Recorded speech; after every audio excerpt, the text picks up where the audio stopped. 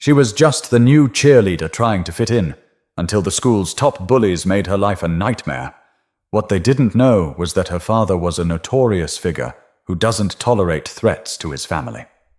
Keisha Dawson's first day at Lincoln High in Boise, Idaho, was nothing like she imagined. She had pictured a fresh start, a chance to leave behind the messy chapters of her past and build something new.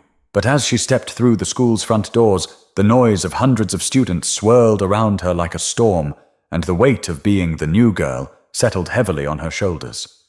She adjusted the strap of her backpack and scanned the crowded hallway. Faces blurred past, some curious, some indifferent, and a few that barely concealed judgment. Keisha was used to being noticed. But this felt different. Here, she was an outsider, the only black girl in a sea of unfamiliar faces. She took a deep breath and reminded herself why she was here. Cheerleading had been her sanctuary back in Albuquerque. It was where she felt strong, confident, and in control. Her flips and stunts were more than just routines. They were her way of telling the world she belonged. So when she saw the cheerleading tryouts posted on the bulletin board, she knew she had to go for it. The gym was buzzing with energy that afternoon. Girls stretched, practiced, and whispered in tight circles. Keisha found a spot near the back and began warming up. Her heart pounded, not from nerves, but from the thrill of being back where she belonged. When Coach Thompson blew the whistle, everyone lined up. "Show me what you've got," the coach said, eyes sharp and expectant. Keisha moved through the routine she'd practiced 1,000 times. Her jumps were high, her landings clean, and her smile steady. She caught the eyes of a few girls who nodded in approval. But then, from the corner of the gym, two figures watched with something closer to disdain than interest.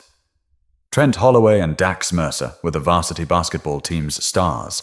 Trent, the cocky point guard with a reputation for getting what he wanted, and Dax, the hulking power forward who backed him up without question.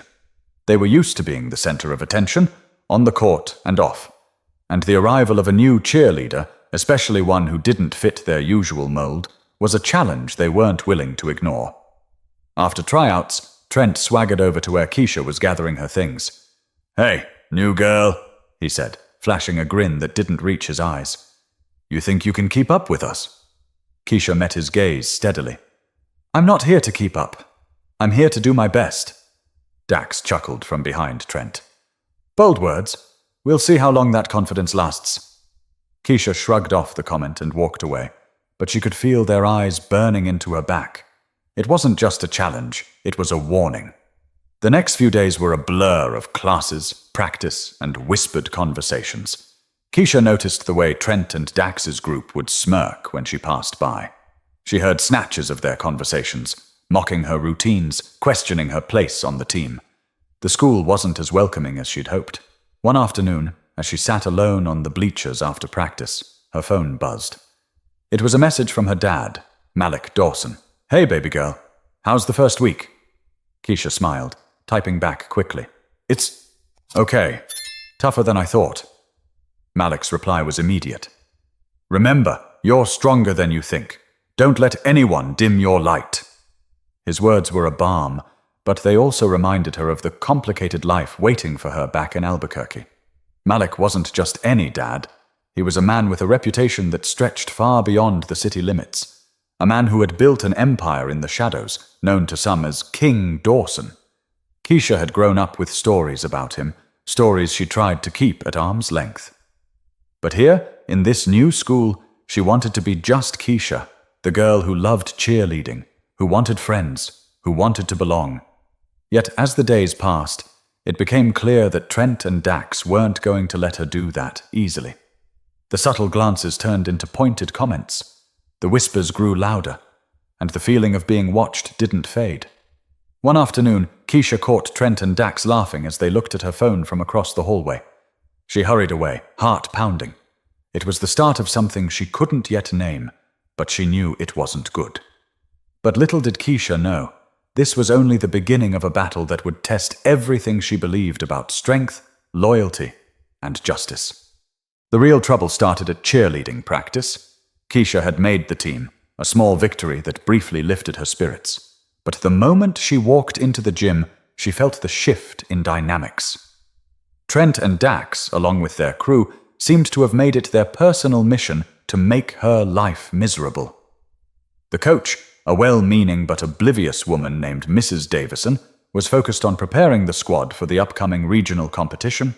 She pushed them hard, demanding precision and teamwork. But in the midst of the rigorous routines, the subtle digs and underhanded tactics began. During a particularly challenging stunt, Dax accidentally bumped into Keisha, throwing her off balance. She landed awkwardly, twisting her ankle. "Oops, sorry," he said, a smirk playing on his lips. "Didn't see you there." Keisha bit back a sharp retort and limped to the sidelines. She iced her ankle, trying to ignore the snickers from Trent and his friends. Mrs. Davison, preoccupied with the routine, barely noticed. As practice continued, the harassment escalated. Keisha's water bottle disappeared, replaced by a bottle filled with a murky, foul-smelling liquid. Her gym bag was mysteriously emptied onto the floor, her belongings scattered around the room. And during a break, she overheard Trent and Dax spreading rumors about her to the other cheerleaders. "Did you hear about Keisha's old school?" Trent said loudly, making sure she could hear him. "Apparently she got kicked off the cheer team for causing trouble." Dax chimed in. "Yeah, something about stealing money from the fundraising account." Keisha's cheeks burned with anger. The rumors were completely false. She had left Albuquerque to escape her father's shadow, not because of anything she had done wrong. But Trent and Dax didn't care about the truth. They were determined to paint her as an outsider, someone who didn't belong. She confronted them after practice, her voice trembling with rage. "Why are you doing this?" she demanded. "What did I ever do to you?" Trent shrugged, his eyes cold. "We're just having a little fun. You need to learn to take a joke." Dax added, "Maybe if you weren't so desperate for attention, we'd leave you alone." Keisha wanted to lash out, to fight back against their cruel words, but she knew that wouldn't solve anything. They were trying to provoke her, to make her lose control. She turned and walked away, refusing to give them the satisfaction. As she walked home that evening, the weight of the day settled heavily on her shoulders. She thought about her dad, about the sacrifices he had made to give her a better life. She couldn't let Trent and Dax ruin everything. She had to find a way to stand up to them, to prove that she wasn't going to be bullied into submission. She decided to focus on her cheerleading, to show them that she was talented and determined. She practiced her routines relentlessly, pushing herself to improve. She tried to make friends with the other girls on the team, offering support and encouragement. But no matter how hard she tried, she couldn't shake the feeling that she was being watched, that Trent and Dax were always lurking in the shadows, waiting for her to slip up. One evening, while she was practicing her tumbling passes in the backyard, her neighbor, Mrs. Ramirez, called out to her from across the fence. "You've got a lot of fire in you, Keisha," she said, smiling warmly. "Don't let anyone put it out." Mrs. Ramirez's words gave Keisha a spark of hope. She realized that she wasn't alone. There were people who believed in her, who saw her strength. She just had to find a way to tap into it. But as Keisha prepared to face her tormentors, she had no idea that their actions were about to cross a line, setting in motion a chain of events that would change her life forever. The atmosphere in the locker room had become unbearable. What had once been a place of camaraderie and team spirit was now a battleground, with Keisha as the primary target. Trent and Dax's campaign of harassment had intensified, transforming everyday routines into minefields of anxiety and humiliation. It started subtly, with small acts of sabotage. Keisha's gym shoes would go missing, only to reappear soaking wet or filled with dirt. Her cheer uniform would be mysteriously altered, leaving her with ill-fitting clothes that drew snickers from the other girls. Her carefully packed lunch would be replaced with bizarre and disgusting concoctions. But the pranks were only the tip of the iceberg. The real damage was being done through whispers and rumors, carefully crafted to undermine Keisha's confidence and isolate her from the team. Trent and Dax had enlisted their friends to spread lies about her, twisting every action and word into something sinister. One day, Keisha walked into the locker room to find her name scrawled across the mirror in bright red lipstick, accompanied by crude and offensive slurs. Her heart pounded in her chest, and her hands trembled as she tried to wipe away the hateful words. "Having a bad day, Keisha," Trent said, sauntering into the room with Dax by his side. "Maybe you should just quit. Save yourself the embarrassment." Keisha refused to give them the satisfaction of seeing her break down. She straightened her shoulders and met Trent's gaze with a defiance she didn't feel. "I'm not going anywhere," she said, her voice barely above a whisper. The locker room became a breeding ground for paranoia and mistrust. Keisha couldn't shake the feeling that she was being watched, that every move she made was being scrutinized and judged. She started avoiding the locker room whenever possible, changing in the bathroom or even skipping practice altogether. The constant stress and anxiety took a toll on her performance. Her jumps lacked their usual height, her landings were shaky, and her routines were filled with mistakes. Mrs. Davison, growing increasingly frustrated, began to single her out for criticism. "Keisha, you need to focus," she said sharply during one practice. "You're letting the team down." Keisha's eyes welled up with tears, but she bit back a response. She knew that Mrs. Davison didn't understand what was happening, that she was blind to the bullying that was tearing the team apart. One afternoon, Keisha was scrolling through social media when she stumbled upon a fake profile created in her name. The profile was filled with embarrassing photos and fabricated stories, designed to humiliate her and ruin her reputation. The final straw came during a pep rally before a big basketball game. As Keisha and the cheerleaders took to the stage, someone released a swarm of crickets from the rafters. The crickets landed on the cheerleaders, causing chaos and panic. Keisha, already on edge, froze in terror. As the crickets swarmed around her, Trent and Dax pointed and laughed, their faces contorted with glee. Keisha felt a wave of humiliation wash over her. She couldn't take it anymore. She ran off the stage, tears streaming down her face, and fled the gym. She didn't stop running until she reached home, where she collapsed on her bed in a sobbing mess. That night, Keisha stared at her reflection in the mirror, her eyes red and swollen. She barely recognized the girl staring back at her. The confident, determined cheerleader had been replaced by someone broken and defeated. But as Keisha contemplated giving up, a flicker of anger ignited within her. She realized that she couldn't let Trent and Dax win. She had to find a way to fight back, to reclaim her life and her dignity. The floodgates opened the moment Keisha heard her father's voice. Usually she'd put on a brave face, shielding him from the petty dramas of high school. She didn't want him worrying about things he couldn't directly control from Albuquerque. But the dam had finally broken. "Hey, baby girl," Malik said, his voice warm and familiar through the phone. "How was school today?"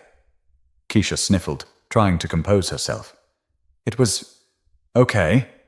Malik, a seasoned reader of his daughter's emotions, wasn't fooled. "Keisha, what's wrong? You don't sound okay." She hesitated. Then the words spilled out in a torrent of frustration and pain. She told him about Trent and Dax, about the pranks, the rumors, and the constant humiliation. She described the locker room graffiti, the crickets at the pep rally, and the feeling of isolation that had consumed her. As she spoke, Malik's voice grew colder, the easygoing tone replaced by a quiet intensity that Keisha recognized all too well. It was the voice of King Dawson, the man who commanded respect and instilled fear in equal measure. "Those boys are bullying you?" he asked, his voice dangerously low. "Dad, it's just high school stuff," Keisha said, trying to downplay the situation. "I can handle it." "No, you shouldn't have to handle it," Malik retorted. "No one should have to go through that. Tell me their names. Tell me everything they've done." Keisha hesitated. She knew what Malik was capable of, and she didn't want him to resort to violence or intimidation. But she also knew that he wouldn't let this go, that he would do whatever it took to protect her. She told him everything, the names, the details, the impact the bullying had on her confidence and her ability to focus on cheerleading. As she spoke, she could almost feel Malik's anger radiating through the phone. When she finished, there was a long silence. Keisha held her breath, waiting for him to say something. Finally, Malik spoke, his voice calm but firm. "I'm going to take care of this, Keisha. I promise you, those boys won't bother you again." "Dad, please don't do anything crazy," Keisha pleaded. "I don't want you getting involved." "I'm not going to do anything crazy," Malik assured her. "I'm just going to have a little chat with them.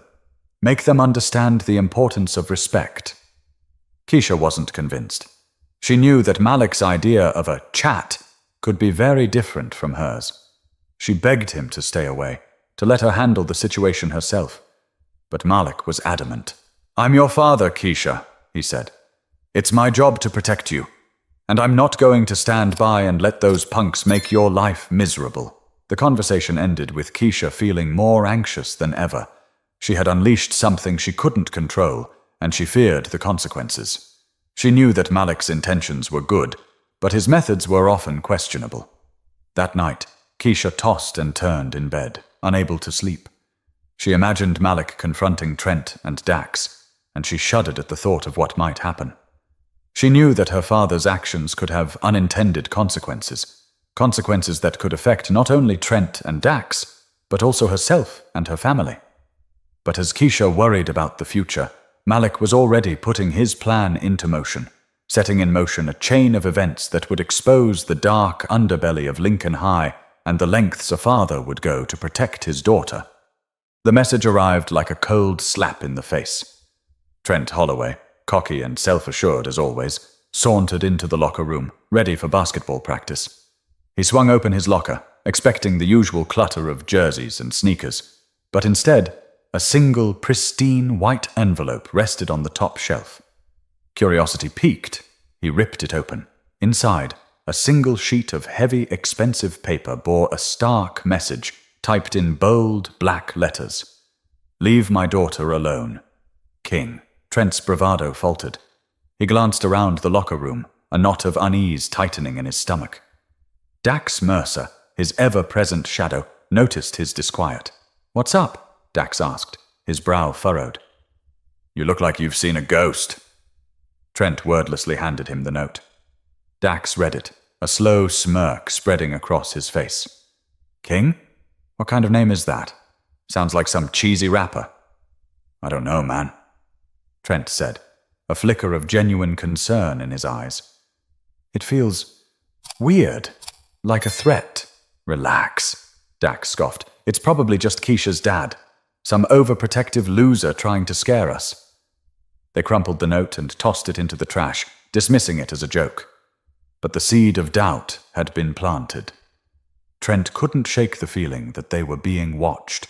That night, as Trent proudly cruised through Boise in his brand-new sports car, a gift from his wealthy parents, he noticed a dark sedan tailgating him. He sped up, trying to shake it off, but the sedan stayed glued to his bumper. Finally, he pulled over, his heart pounding in his chest. The sedan screeched to a halt behind him, and two figures emerged, their faces obscured by the darkness. Trent tensed, ready for a fight. But before he could react, the figures sprayed the car with black paint, shattering the windows, slashing the tires, and leaving the word "respect" emblazoned across the hood in massive, bold letters.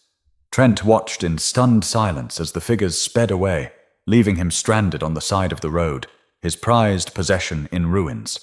He called the police, but he knew it was pointless. There were no witnesses, no leads, and no way to prove who was behind the vandalism. The next morning, Trent arrived at school with a simmering rage. He found Dax waiting for him, his face pale and shaken. "You won't believe what happened," Dax said, his voice barely a whisper. "Someone trashed my house last night. Threw eggs at the windows, spray-painted my mom's car. It was insane." Trent and Dax exchanged a look of dawning realization. This was no coincidence. This was a coordinated attack, a clear message that they had crossed the wrong person.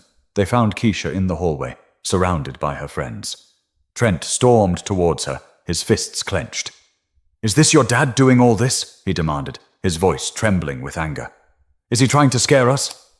Keisha met his gaze, her expression unreadable. "I don't know what you're talking about," she said, her voice steady. "Don't lie," Trent shouted. "This is your dad's fault. He's trying to ruin our lives." Keisha remained silent, but Trent saw a flicker of something in her eyes. A hint of fear, perhaps, or maybe even a trace of satisfaction. But as Trent and Dax grappled with the escalating consequences of their actions, they had no idea that this was just the beginning of a carefully orchestrated plan, a plan designed to strip them of their power, their privilege, and everything they held dear. The atmosphere at Lincoln High shifted palpably. A sense of unease permeated the hallways, replacing the usual carefree teenage exuberance.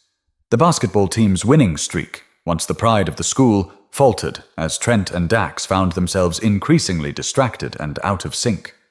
Their arrogance, once a source of intimidation, now seemed like a fragile facade, barely concealing their growing fear. The first domino fell during a crucial basketball game, one that would determine their chances of advancing to the state championships. Dax, typically a dominant force on the court, was abruptly benched just minutes before tip-off. Coach Thompson, looking visibly uncomfortable, announced that the school board had received concerning information regarding some of Dax's past social media posts. The posts, long buried but now resurfaced, contained offensive and racially insensitive comments. The revelation sent shockwaves through the school. Dax, once a celebrated athlete, was now branded as a bigot. The school board launched an immediate investigation, and Dax was suspended from the team pending its outcome. Trent watched in disbelief as Dax was led off the court, his face a mask of humiliation and anger. He knew that this was no coincidence, that someone was deliberately targeting them, systematically dismantling their lives piece by piece. The scrutiny intensified. Rumors began to circulate about Trent's academic performance. Whispers of plagiarism and cheating that had long been ignored were now being investigated. His scholarship offers from prestigious universities started to evaporate, replaced by polite but firm rejection letters. Then came the video. A grainy security camera footage showing Trent shoplifting a designer watch from a local department store surfaced online. The video went viral, further tarnishing his reputation and jeopardizing his future. Trent vehemently denied the allegations, claiming that he had simply forgotten to pay for the watch, but no one believed him. The evidence was too damning. Trent and Dax found themselves ostracized by their friends, their families, and their community. The people who had once showered them with praise and admiration now looked at them with suspicion and disdain. Their carefully constructed world was crumbling around them, leaving them isolated and vulnerable. Desperate, they turned to each other for support. But even their friendship was strained by the mounting pressure. They argued, they blamed, and they accused, their bond weakening with each new setback. One evening, Trent received a cryptic text message from an unknown number. "Remember the note? King always keeps his promises." Trent's blood ran cold. He finally understood the full extent of the threat. This wasn't just about pranks or vandalism. This was about revenge, calculated and relentless. He called Dax, his voice trembling. "We need to do something," he said, "before it's too late." But as Trent and Dax desperately searched for a way to stop the unraveling of their lives, they were walking blindly into a trap designed to expose their deepest flaws and force them to confront the consequences of their actions. The tension in the school halls was thick enough to cut with a knife. Trent and Dax, once the untouchable kings of Lincoln High, now moved with caution, their usual swagger replaced by wary glances over their shoulders. The weight of their unraveling reputations pressed down on them like a storm cloud. One afternoon, their simmering frustration reached a boiling point. They spotted Keisha near the cafeteria, surrounded by a small group of friends. Trent's jaw clenched. He motioned to Dax, and the two approached her, their faces hard and unyielding. "Keisha!" Trent called out, his voice loud enough to draw attention. "We need to talk." Keisha looked up, her expression guarded but calm. "What do you want, Trent?" Dax stepped forward, fists clenched at his sides. "Is this your dad's doing? The threats, the vandalism, the rumors? You're ruining our lives." Keisha met their accusations with steady eyes. "My dad isn't the one spreading those rumors or vandalizing your stuff. But if you think you can bully me and get away with it, you're wrong," Trent scoffed. "You think you're better than us now? Because your dad's some big shot?" Keisha's voice was low but fierce. "No, I'm better than you because I don't need to tear others down to feel powerful. Dax's face twisted with anger. You don't get it. We didn't start this to hurt you. You just can't take a joke. Keisha shook her head. It's not a joke when it ruins someone's life. A crowd had gathered, sensing the confrontation's intensity. Whispers spread like wildfire. Some students sided with Keisha, others with Trent and Dax. But most watched in stunned silence. Trent leaned in, his voice a harsh whisper. You think your dad can protect you? You're playing a dangerous game. Keisha held his gaze, unflinching. Maybe, but I'm done being afraid. Suddenly, Dax's phone buzzed. He glanced at the screen, his face draining of color. We need to get out of here, he muttered. As Trent and Dax hurried away, Keisha felt a strange mix of relief and apprehension. The confrontation had been inevitable, but she knew it was far from over. That night, Trent and Dax met at Dax's house, their safe haven now feeling more like a prison. Trent slammed his fist on the table. We can't keep living like this. My life's falling apart. Dax nodded grimly. We need to find out who's behind this and stop it before it gets worse. Trent's eyes narrowed. It's got to be King Dawson. That guy's not messing around. Dax swallowed hard. If that's true, we're in way over our heads. The boys sat in silence, the weight of their situation settling in. They were no longer the hunters. They were the hunted. But what Trent and Dax didn't realize was that Malik Dawson's approach wasn't about reckless vengeance. It was a calculated move designed to teach them a lesson they wouldn't forget. The warehouse sat on the edge of Boise's industrial district, a hulking, abandoned building that had long been forgotten by the city. The night was thick with fog, muffling the distant sounds of traffic and turning streetlights into pale orbs. Trent and Dax arrived, their nerves taut, unsure if this was a trap or a chance to end the nightmare. They had received a message earlier that day. Meet me at the old warehouse. We need to talk. King. The message was simple but carried an unmistakable weight. Neither boy wanted to admit how much fear it stirred in their guts. As they stepped inside, the air was cold and stale. Shadows stretched across the cracked concrete floor. Malik Dawson emerged from the darkness, his presence commanding and calm. He was dressed sharply, his eyes sharp and unreadable.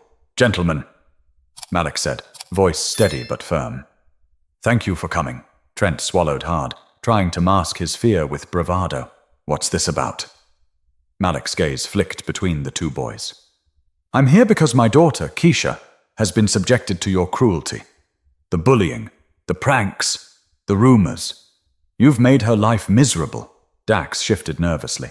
Look, man, we didn't mean for it to get this far. It was just high school stuff. Malik's eyes narrowed. High school stuff? You think humiliating a young woman, breaking her spirit, is just stuff? You're wrong. There was a long silence. Trent and Dax exchanged uneasy glances. Malik continued. I'm not here to hurt you physically. Violence isn't my way, but I am here to make sure you understand the consequences of your actions. He motioned to two men standing behind him. They stepped forward, holding folders filled with documents, photos, and videos. These are records of your behavior, Malik said, flipping through the files. Your social media posts, your academic dishonesty, your criminal acts. I've shared these with the school board, the police, and your families. Trent's face paled. You did this? Malik nodded. I made sure the truth came out. You wanted to play games? Now you're playing by different rules. Dax clenched his fists. What do you want from us? Accountability, Malik said simply. You will face the consequences. Suspensions, investigations, and if necessary, legal action. But more importantly, you will learn respect. Trent's voice cracked. You can't do this. We're not criminals. Malik's smile was cold. Maybe not yet, but your actions have consequences, and I'm here to make sure you don't forget that. As Malik turned to leave, he paused. Keisha is stronger than you think. Don't mistake her silence for weakness. Trent and Dax were left alone in the warehouse, the weight of Malik's words pressing down on them like a physical force. For the first time, they truly understood that their actions had consequences far beyond the schoolyard. Outside, Malik's phone buzzed. A message from an unknown number. Good work. Keep it clean. Malik pocketed the phone and disappeared into the night, knowing this was only the beginning of a long road toward justice and healing. But even Malik Dawson hadn't anticipated how far-reaching the fallout would be, or how it would force everyone involved to confront uncomfortable truths about power, privilege, and redemption. News of Malik Dawson's intervention spread through Boise like wildfire. At first, whispers filled the hallways of Lincoln High, rumors about the mysterious king who had stepped in to defend his daughter. Some students admired Malik's fierce loyalty, seeing him as a protector standing up against bullying. Others whispered warnings about his reputation, the underworld ties that made many uneasy. The local news caught wind of the story, and soon headlines splashed across websites and papers. Notorious King Dawson's daughter targeted by bullies, and Boise High School's dark drama, when justice goes beyond the classroom. The story divided the community. Supporters praised Malik's actions, calling it a father's rightful defense. Critics condemned him for taking matters into his own hands, warning of vigilante justice. But the consequences didn't stop at school gossip or news stories. The FBI, already monitoring Malik's past activities, intensified their investigation. They saw his sudden appearance in Boise and his aggressive tactics as potential signs of renewed criminal activity. Agents quietly began interviewing students, teachers, and community members, piecing together the events that had unfolded. Keisha found herself caught in the middle of a storm she hadn't expected. While she appreciated her father's protection, she was horrified by the methods he used. The school environment grew tense. Some students avoided her out of fear, others out of curiosity. The cheerleading team fractured as loyalties shifted, and the basketball team's downfall became a cautionary tale. At home, the atmosphere was heavy. Malik's presence loomed large, and Keisha struggled to reconcile the man she loved with the man who operated in the shadows. One evening, after a particularly difficult day at school, she sat across from her father at the kitchen table. "Dad," she began hesitantly, "I know you were trying to protect me, but all of this, it's making things worse." Malik looked up, his eyes softening. "I just want you to be safe, Keisha. No one should hurt my daughter. I get that," she said. "But the way you're doing it, it's putting us both at risk. The FBI is watching, the school is in chaos, and I'm stuck in the middle." Malik sighed deeply. "I didn't expect it to spiral like this, but sometimes you have to be the storm to clear the air." Keisha nodded, though her heart was heavy. She realized that her father's protection came with a price, one she wasn't sure she was ready to pay. The days that followed brought more challenges. Malik's past dealings surfaced publicly, dragging Keisha's family into unwanted scrutiny. Friends distanced themselves, and the school administration tightened its grip, threatening suspensions and expulsions to anyone involved in ongoing conflicts. Yet, amid the chaos, Keisha found moments of clarity. She began to understand that silence and submission weren't options. She needed to find her own voice, separate from her father's shadow, to reclaim her life and future. But the path ahead was uncertain, and Keisha knew that the choices she made next would define not just her story, but the lives of everyone around her. The weight of everything pressing down on Keisha felt heavier than ever.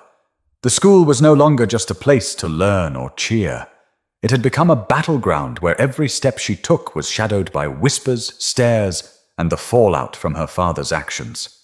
The divide between her and her classmates grew wider, and even some of the friends she had made began to distance themselves. One afternoon, sitting alone on the bleachers after practice, Keisha stared at the empty football field. The sun was dipping low, casting long shadows across the turf. She thought about the choices she had made, telling her father, letting him intervene, and now facing the consequences. Her phone buzzed. It was a message from an unknown number. "You're stronger than you know. Don't let them win." The message gave her a flicker of hope. Maybe she wasn't as alone as she felt. That evening, Keisha made a decision. She couldn't let her father's past or the bullying define her future. She needed to take control, to speak out, not just for herself, but for others who had been silenced. The next day, she requested a meeting with the school counselor, Mrs. Harper. Nervously, she explained everything: the bullying, the rumors, the pranks, and how it had all escalated beyond her control. Mrs. Harper listened intently, her eyes filled with empathy. "Keisha, you're incredibly brave for sharing this. No one should have to go through what you've experienced." Together, they developed a plan. Keisha would start an anti-bullying campaign at Lincoln High, creating a safe space for students to share their stories and support one another. She would speak at assemblies, write articles for the school newspaper, and work with teachers to foster a more inclusive environment. The first step was the school assembly. Standing in front of hundreds of students, Keisha's heart pounded, but her voice was steady. "Bullying isn't just a joke or a rite of passage," she said. "It's real, and it hurts. It can break people down, make them feel invisible, and sometimes it can push them to the edge. But we have the power to change that." Her words resonated. Students nodded, some wiping away tears. For the first time in months, Keisha felt seen, not as a target, but as a leader. The campaign gained momentum. Students from different backgrounds came forward to share their experiences. Teachers began incorporating lessons on empathy and respect into their classes. Slowly, the toxic culture that had taken root started to shift. At home, Malik watched with a mixture of pride and sadness. He knew his methods had caused pain, but he also saw the strength his daughter was cultivating. One evening, he told her, "You're doing what I couldn't, fighting with your heart, not with fear." Keisha smiled, realizing that while her father's protection had been fierce, her own power came from courage and compassion. Her journey wasn't over.